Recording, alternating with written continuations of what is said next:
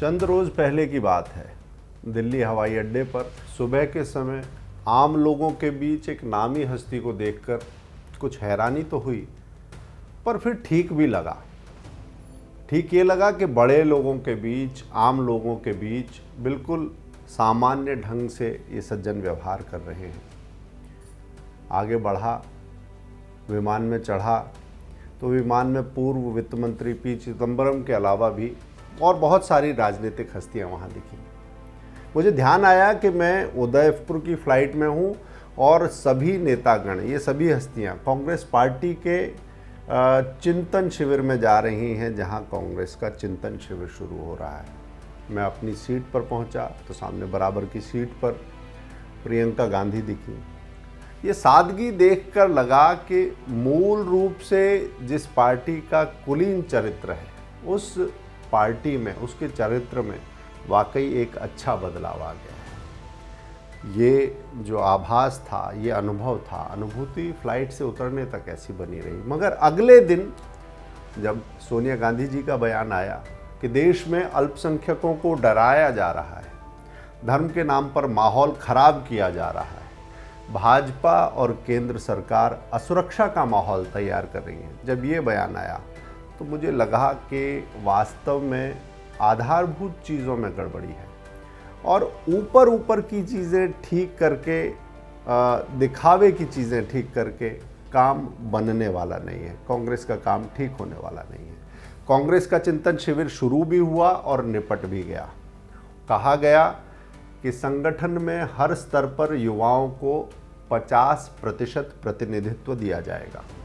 Congress party में एक परिवार एक टिकट का फार्मूला लागू होगा। पार्टी समान विचारधारा वाले राजनीतिक दलों के साथ संपर्क स्थापित करने के लिए कमिटेड यानी प्रतिबद्ध रहेगी। ये जो सभी मुद्दे हैं, ये मुद्दे ऊपरी तौर पर अच्छे हैं, मगर प्रश्न ये है कि किस आयु के नेताओं को आप युवा मानते हैं। जब आप युवाओं के लिए एक प्रतिशत प्रतिनिधित्व का तय करने की बात मानते हैं तो आप किसको युवा मानते हैं, और वो आयु बीत जाने के बाद भी आप उन्हें कब तक युवा ही मानते रहेंगे। पार्टी में एक परिवार और एक टिकट का फार्मूला बात करना अच्छा है, मगर ये एक परिवार और एक टिकट का फार्मूला क्या गांधी परिवार पर भी लागू होगा? और इसके साथ ही एक प्रश्न ये भी है कि क्या लोकसभा और राज्यसभा दोनों की टिकटें जोड़कर एक टिकट देखी जाएगी या दोनों को अलग अलग रखा जाएगा? खासकर गांधी परिवार के विषय में ये प्रश्न बहुत महत्वपूर्ण हो जाता है। पार्टी ने एक बात और कही, समान विचारधारा वाली, मगर पार्टी समान विचारधारा वाले राजनीतिक दलों के साथ तालमेल रखे, ये समझ में आता है, अच्छी बात है। मगर जो कांग्रेस अपने ही आंख के तारे पूर्व प्रधानमंत्री राजीव गांधी के हत्यारों के साथ सहानुभूति रखने वाले दल से गठबंधन कर चुकी हो, जो उसका इतिहास है, उसके लिए समान विचारधारा का मतलब क्या रह जाता है? क्या सिर्फ सत्ता का विचार समान विचारधारा है?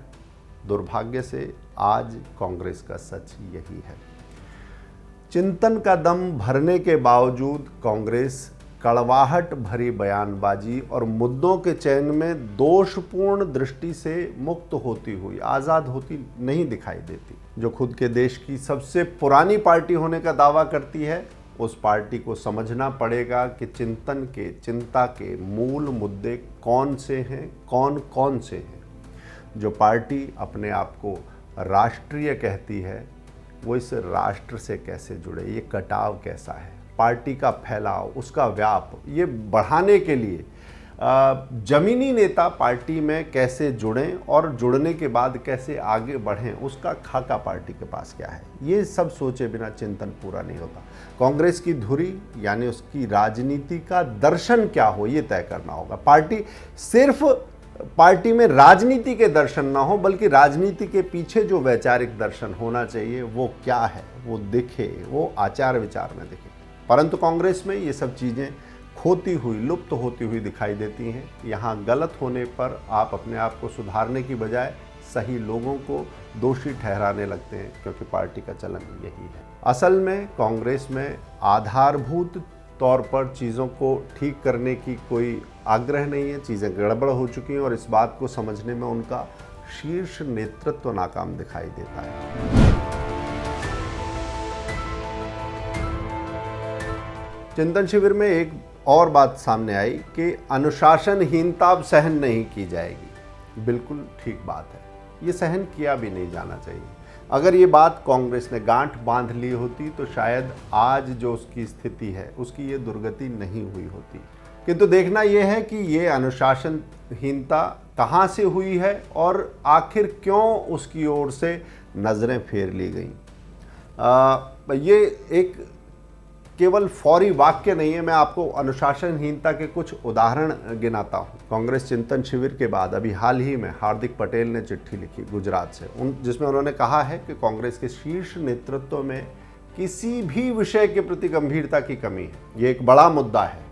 मैं जब भी पार्टी के शीर्ष नेतृत्व से मिला तो मुझे लगा कि नेतृत्व का ध्यान गुजरात के लोगों और पार्टी की समस्याओं को सुनने से ज़्यादा अपने मोबाइल और बाकी चीज़ों पर रहा। ऐसा हार्दिक पटेल ने कहा। जब भी उन्होंने कहा इसके साथ में कि जब भी देश संकट में आया तब कांग्रेस के नेतृत्व की सबसे ज़्यादा आवश्यकता थी और तब हमारे नेता विदेश में थे। अब सवाल है कि क्या आप अनुशासनहीनता की बात करते हैं, मगर क्या आप इसे अनुशासनहीनता मानेंगे कि ये अनुशासनहीनता शीर्ष नेतृत्व की तरफ से हुई है? एक और उदाहरण है हेमंत बिस्वा शर्मा का। हेमंत बिस्वा शर्मा ने जब दुनिया को बताया कि मुझसे बेहतर राहुल गांधी को कौन जानता है।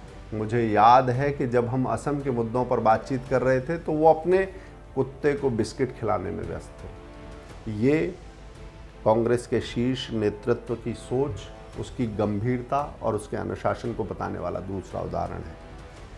यानी जब बात हो रही है कि पार्टी राष्ट्र से कैसे जुड़े, जमीनी मुद्दा कैसे आगे बढ़े, नया नेतृत्व कैसे तैयार हो, कैसे अगली पांत के नेता तैयार हों, जब जमीनी नेता आगे बढ़ते हैं तो आप नेतृत्व की हत्या करने वाला काम करते हैं। उदाहरण कुछ और भी है, केवल इतने उदाहरण नहीं है। एक और उदाहरण मैं बताता हूँ। याद कीजिए कि जब अरुणाचल के सारे विधायक दिल्ली में कांग्रेस के शीर्ष नेतृत्व से मिलने के लिए बैठे थे, सब चाहते थे कि उन्हें 2-4 मिनट का समय मिल जाए, मगर कांग्रेस नेतृत्व के पास इनसे मिलने की फुर्सत नहीं थी। वो अपने काम में व्यस्त था। अगले दिन राज्य में सत्ता पलट गई, दूसरी ओर विधायक लुढ़क गए और पूर्वोत्तर का एक राज्य कांग्रेस के हाथ से निकल गया। ये क्या अनुशासनहीनता नहीं थी? क्या ये व्यवहारिक दंभ, उसके दर्शन लोगों को पार्टी में नहीं हो रहे थे? आप इसे कैसे देखेंगे? कांग्रेस नेतृत्व की दृष्टि की अगर आप बात करेंगे तो ये दृष्टि इतनी दोषपूर्ण है कि सही गलत का मोटा फर्क भी शीर्ष नेतृत्व को नहीं दिखता। उसके हाथ की बात नहीं है, उसके नेतृत्व की बात नहीं है, उसकी चीज़ें उसके काबू से बाहर जा रही हैं। पार्टी अपनी स्थिति सुधारने के लिए विश्वविद्यालय से, कैंपस से एक ऐसा उद्दंड लड़का छांट के ले आती है जिसका पार्टी के उद्देश्य से कोई लेना देना नहीं है। जो कल तक कांग्रेस को गालियां देता रहा, आज वो पार्टी का स्टार बना दिया जाता है। ये तो स्थिति है। इसके उलट एक और चीज़ है, पंजाब में जो पार्टी का चेहरा रहा, जो परिवार का वफादार रहा, उसके गुणों को, उसके नेतृत्व को पार्टी भूल गई। मैं कैप्टन अमरिंदर सिंह की बात कर रहा हूँ। और उनका राजनीतिक व्याप्त देखिए, वो जाट भी थे, राज परिवार की विरासत भी थी, फौजी भी थे और पार्टी नेतृत्व के प्रति पूरी तरह कमिटेड, पूरी तरह प्रतिबद्ध, वफादार भी थे। वो राष्ट्रीय मुद्दों पर मुखर थे और ये एक ऐसा मोर्चा था जो कांग्रेस के लिए दुर्लभ बात थी। कोई बात नहीं करता था, मगर अमरिंदर सिंह वहाँ पर एक तरह की क्षतिपूर्ति करते थे। मगर ये सीधी सीधी साफ बात कांग्रेस के नेतृत्व को समझ में नहीं आई। दिल्ली के प्यादे को उनके ऊपर बिठाने की कोशिश की गई और इस कोशिश में अपनी लुटिया पार्टी ने खुद डुबो ली। यानी नेतृत्व अनुशासन की बात करता है, लेकिन वास्तव में वो बात अन्य लोगों पर लागू करने के लिए होती है, वो नेतृत्व पर लागू नहीं होती। कांग्रेस परिवार केंद्रित पार्टी है, ज़रूर है, मगर आज ये तोलने, ये परखने की ज़रूरत है कि इस परिवार की ताकत आखिर है कितनी, और ये भी कि इस वजह से पार्टी आगे कितने और घाव खाने के लिए तैयार है। मगर परिवार की ताकत ही सिर्फ एक बात नहीं है, ये भी देखना होगा कि परिवार की ताकत के साथ साथ परिवार की चाटुकारिता करने वालों की ताकत कितनी है। असल में ये नीतिगत भ्रम है, और ये कांग्रेस में नीतिगत भ्रम जो है वो एकाएक नहीं आया है। जो लोग आज भी कांग्रेस को राष्ट्रीय आंदोलन की पार्टी, सबसे पुरानी पार्टी, सबसे अनुभवी पार्टी समझने की, वो वास्तव में भूल करते हैं। दरअसल कांग्रेस की स्थापना ही ब्रिटिश तंत्र को पोषने के लिए हुई थी, ब्रिटिश राज को और मजबूत करने के लिए हुई थी। ये तो अच्छा हुआ कि बाद में इसकी कमान लोकमान्य बाल गंगाधर तिलक, महामना मदन मोहन मालवीय, इस तरह के नेताओं को इस मंच पर जगह मिली, उनके हाथ में कमान आई और कुछ राष्ट्रीय नेताओं के हाथ में कमान आने के बाद उन्होंने पूरे देश में इस पार्टी को फैलाया और उसे राष्ट्रीय विचार का एक मंच बना दिया। ये अंग्रेज़ों की सोच से एक उलट बात थी, मगर याद रहे कि वो कांग्रेस और जो उसका परिवर्तन हुआ स्वरूप का, वो राष्ट्रीय नेताओं के बूते हुआ था। ये पहले वाली कांग्रेस नहीं है। आज की कांग्रेस अपनी स्थापना वाली कांग्रेस से बिल्कुल उलट है।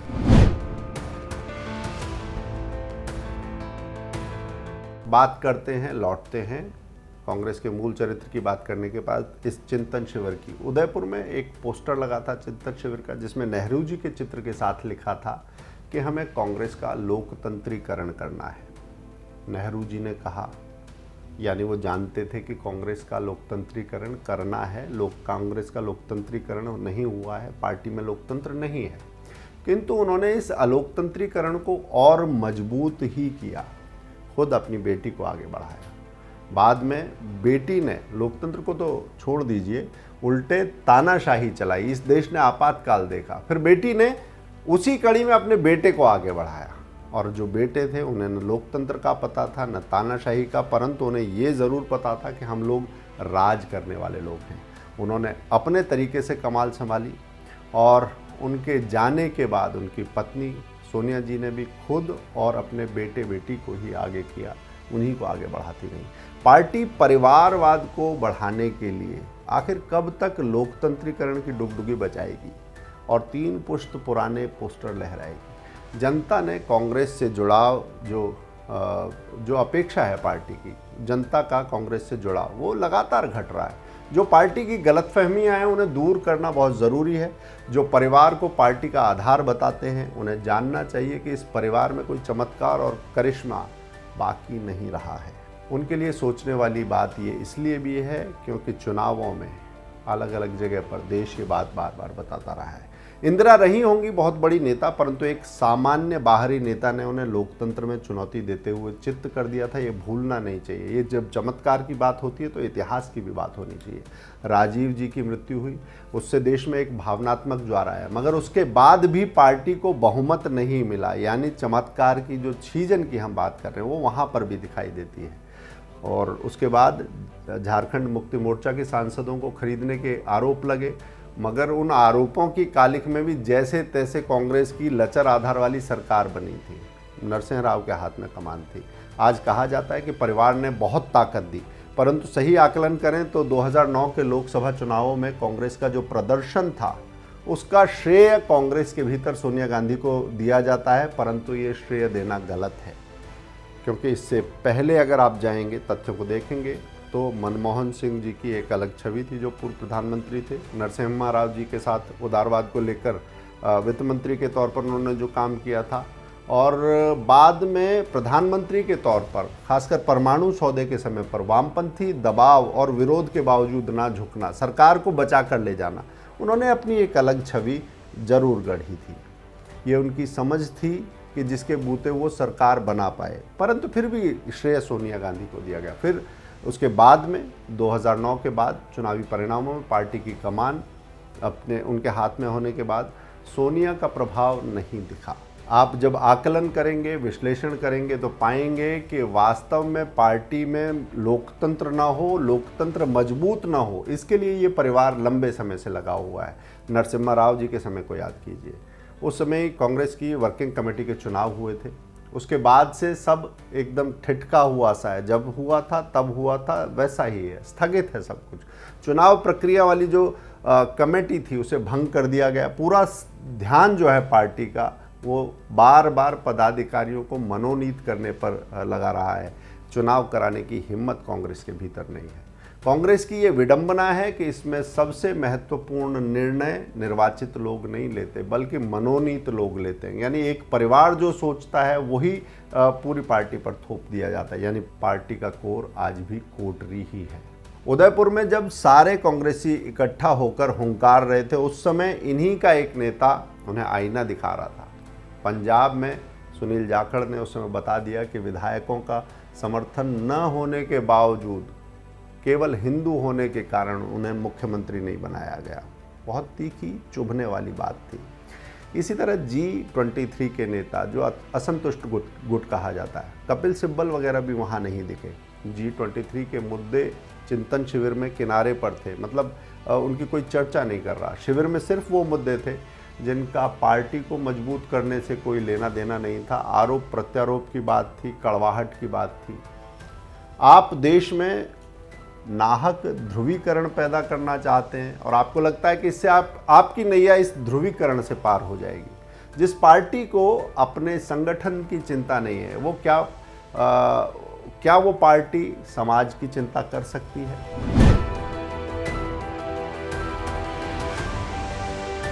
कांग्रेस को छलावों से बाहर निकलना होगा। असल में परिवार की ताकत इस पार्टी के लिए एक भ्रम है। हाथ वाली पार्टी से परिवार का हाथ अगर हट भी जाए तो पार्टी का कुछ बिगड़ने वाला नहीं है। जिस स्थिति में है उसमें तो और क्या बिगड़ेगा।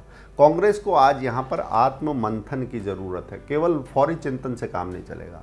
ये बात एक बार नहीं, बार बार कही गई है। और मैं एक चीज़ कहूँगा कि जिस पार्टी ने सर्जिकल ऑपरेशन पर सवाल उठाया था, उस पार्टी को अब पार्टी के भीतर एक सर्जिकल ऑपरेशन की ज़रूरत है। यानी वो एक ऐसा ऑपरेशन है जिसमें नेशनल कांग्रेस, राष्ट्रीय पार्टी को राष्ट्र से जोड़ने की प्रक्रिया, ये प्रक्रिया अगर नहीं होगी तो कांग्रेस खत्म हो जाएगी। आज कांग्रेस आपको हाशिए पर दिखाई देती है और उसका कारण ये है कि कांग्रेस विसंगतियों की, उलटबांसियों की पार्टी है। ये वही पार्टी है जिसके नेता, आप इस पूरी यात्रा को देखिए, ये वो पार्टी है जिसके नेता कभी अपने नाम के साथ बड़े गर्व के साथ पंडित लगाते थे। आज ये पार्टी ब्राह्मणों को गरियाती है। युवराज जिन्हें कहते हैं, युवराज तक अपना गोत्र बताने में अचकचा जाते हैं। ये वो पार्टी है जिसका निशान कभी गाय और बछड़ा हुआ करता था, मगर आज गाय के नाम से पार्टी ताव खा जाती है। और आज उसके नेता, केरल की बात कर रहा हूँ मैं, सड़कों पर बीफ की, गोमांस की दावत उसी पार्टी के लोग करते हैं जिसका निशान कभी गाय और बछड़ा हुआ करता था। कांग्रेस को मुस्लिम उन्माद बढ़ाने, हिंदुत्व पर लांछन लगाने, आरोप लगाने, आक्षेप लगाने, हिंदुत्व में दो धड़े तैयार करने, फांक पैदा करने की बजाय अपनी आंतरिक समझ बढ़ाने और सांगठनिक स्तर पर सर्जिकल ऑपरेशन की ज़रूरत है। उसके भीतर जो रोग पल रहा है, जो सड़ांध पल रही है, उसका उपचार, उसका इलाज बहुत ज़रूरी है।